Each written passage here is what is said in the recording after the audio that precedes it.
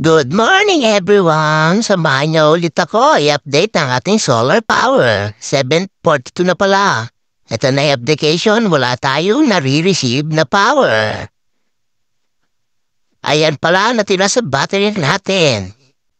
239.9 AH. 10.1 AH lang ang nabawas. Alright. Running na yung charge controller natin pero wala pang napasok na amperes.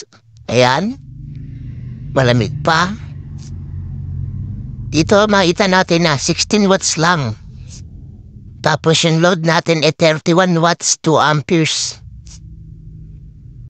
Tara silipin natin na ang kalamitan. Kung ano bang lagay. Bakit ganoon? So ayan palang paglabas mo makita mo na maulap. Yan talaga ang kalaban ng solar. Kahit alas 8 na maulap, wala talagang charge. Ika nga sabi niya, paano kung kulimlim?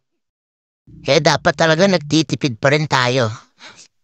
Kaya yung solar natin umaambon-ambon kagabi, kaya yan basa-basa pa siya. Dapat punasan, malikabok. Yan no. Sobrang ulap.